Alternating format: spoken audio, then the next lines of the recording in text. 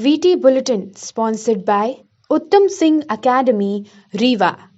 नमस्कार, आप देख रहे हैं विंध्या टाइम्स और आपके साथ मैं श्रेया हाजिर हैं आज की बुलेटिन की खबरों के साथ। पहली खबर की बात करते हैं। रीवा के सिमरिया थाना अंतर्गत बीते दिन एक किशोरी को बहला फुसलाकर युवक ने किशोरी के साथ बलात्कार की घटना को अंजाम दिया। आरोपी सिमरिया थाना क्षेत्र का ही रहने वाला बताया जा रहा है, जिसने 16 वर्षीय किशोरी के साथ दुष्कर्म किया और मौके से फरार हो गया। घर पहुंची पीड़िता ने परिजनों को घटना की जानकारी दी, जिसके बाद परिजनों ने थाने में शिकायत दर्ज कराई और वहां से पुलिस ने मामला दर्ज कर तलाश शुरू कर दी। पूरे मामले में एडिशनल एसपी शिव कुमार वर्मा ने बताया कि घटना की जांच की जा रही है और जांच के बाद पूरा मामला सामने आएगा। सर, ये सिमरिया में एक नाबालिग के साथ दुष्कर्म हुआ था, क्या मामला? ये सिमरिया में एक 16 साल की लड़की थी और 19 साल का एक लड़का है, जो उसको पहले भी उसके साथ कुछ गलत काम किया, लेकिन उसने शायद उस समय रिपोर्ट नहीं थी किसी कारणवश। अभी कल सुबह फिर वो उसको लेके गया था और तो इसमें प्रकरण पुलिस के द्वारा कायम किया गया जानकारी मिलने पर।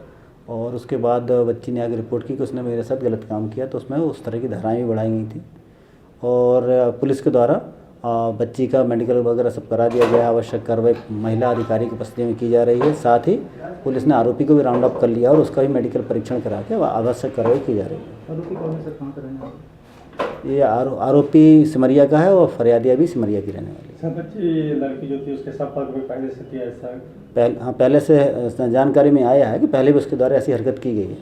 सर, नाम क्या है सर आरोपी? आरोपी सिमरिया का रहने वाला, पहचान उजागर नहीं करेंगे मुस्लिम था सर? हाँ। रीवा जिले के हनुमाना थाना क्षेत्र से एक किशोरी का अपहरण कर उसके साथ 2 दिन तक जंगल में रेप किए जाने का मामला सामने आया है।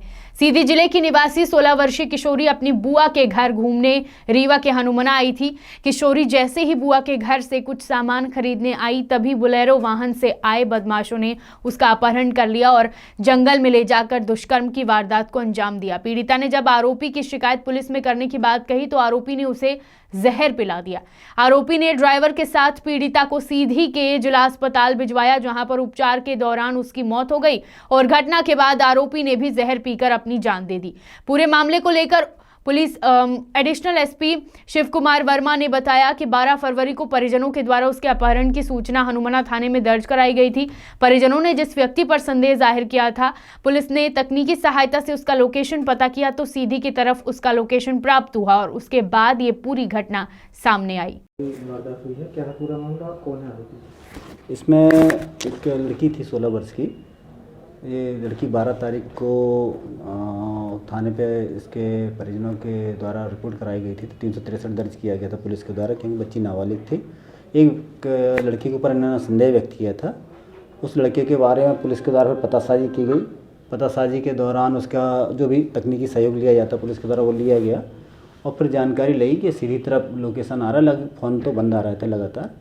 तो इसके बाद पुलिस को जानकारी ली है कि कल उस जो लड़की थी उसने जहर खा लिया था और उसके बाद उसकी मौत हो गई है। उस बात को सुन के आज जो संदिग्ध लड़का था, जो हमारा 363 का आरोपी भी था, उसके बारे में पता लगा कि आज उसने जहर खा लिया और उसकी मौत हो गई है। पुलिस जो है वैधानिक कार्रवाई कर रही है। सीधी की पुलिस से हम लोग लगातार संपर्क में है, आवश्यक कार्रवाई की जा रही है। सतना जिला अस्पताल में व्याप्त भ्रष्टाचार और लापरवाही के चलते अक्सर मरीज परेशान होते रहते हैं। गंभीर मरीजों की फरियाद भी यहां कोई सुनने वाला नहीं है। ताजा मामला सामने आया है सतना जिला अस्पताल से, जहां नागौद गोपाल टोला निवासी नाजनीन को प्रसव के लिए सुबह अस्पताल में भर्ती कराया गया था, लेकिन डॉक्टर की लापरवाही के चलते लगभग 4 बजे ऑपरेशन किया गया और बच्ची की मौत हो गई।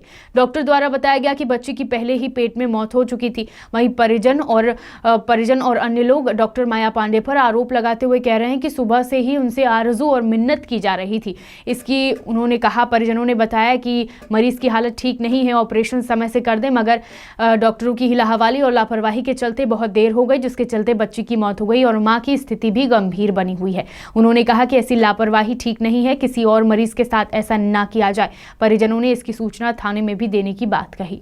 पुलवामा में आतंकी हमले के बाद शहीद जवानों को मैहर में युवक कांग्रेस के प्रदेश सचिव ब्रजेंद्र शर्मा एवं मैहर युवा कांग्रेस के विधानसभा अध्यक्ष सौरभ शर्मा के नेतृत्व में उनके सैकड़ों युवा साथियों के साथ साथ मैहर घंटाघर चौक पर नम आंखों से श्रद्धांजलि अर्पित की गई।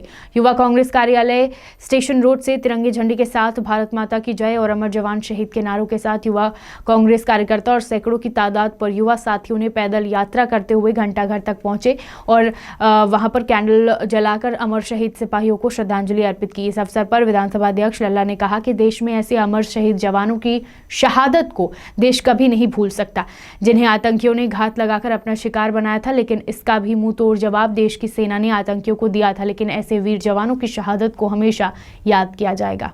बात करते हैं बुलेटिन की आखिरी खबर की, जहां पूरा देश 14 फरवरी को पुलवामा हमले में शहीद जवानों को श्रद्धांजलि देकर उनको याद कर रहा है। हर व्यक्तियों ने इस आतंकी हमले में हुए शहीद जवानों को याद किया। शहडोल जिले में जगह जगह शहीदों को श्रद्धांजलि दी गई। कागज नगरी के नगर परिषद बकाहू में शहीदों की याद में नौजवानों द्वारा कैंडल मार्च निकाला गया, जो कोतमा रोड से लेकर ओपीएम कॉलोनी होते हुए हर चौराहों में भारत माता की जय की गूंज सुनाती रही। 14 फरवरी का यह दिन कभी भुलाया नहीं जा सकता। नगर परिषद बकाहू के नौजवानों ने मिलकर पुलवामा में शहीद हुए जवानों को नम आंखों से श्रद्धांजलि दी। शहडोल से पंकज राव की रिपोर्ट। विंध्य की तमाम खबरें लेकर कल फिर हाजिर होंगे। देखते रहिए विंध्या टाइम्स। बहुत बहुत धन्यवाद।